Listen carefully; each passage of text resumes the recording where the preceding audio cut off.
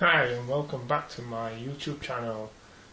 Recently I made a thing in Tinkercad which everybody can use as long as you sign up to it.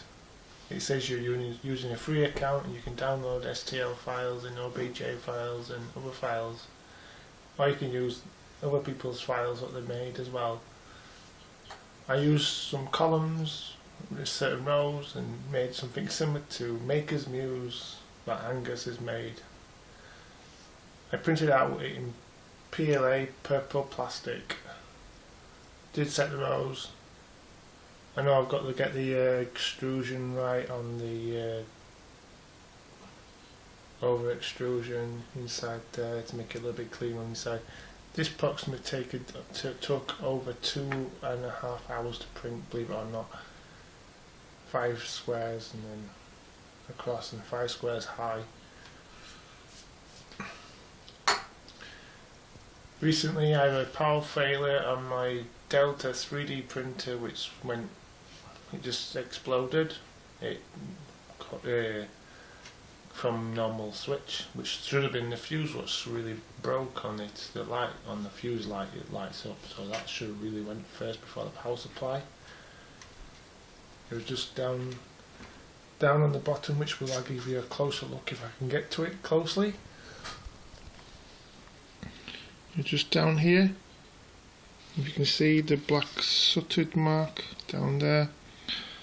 I don't know if the power supply is still usable, but when it went bang, and there's the explosion bit on the wall from where I just switched it off normally, like I would have normally done.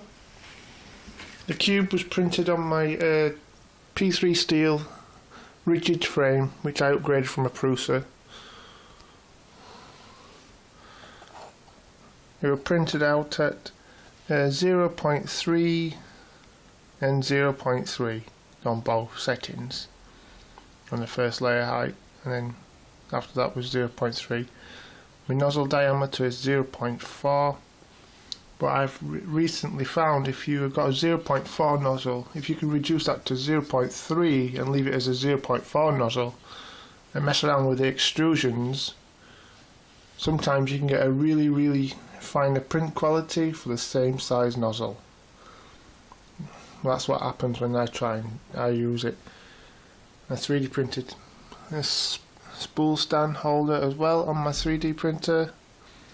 Still haven't got my other big 3D printer working yet, which is a lot cheaper than online. I'm using all my own parts, sourcing all my own metal rods and stuff like that.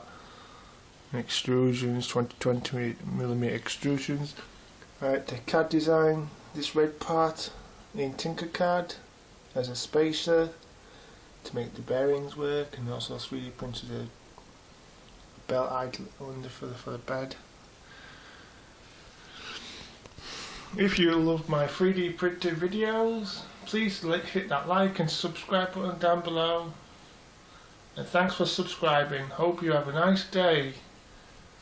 Thanks for watching. See you again soon.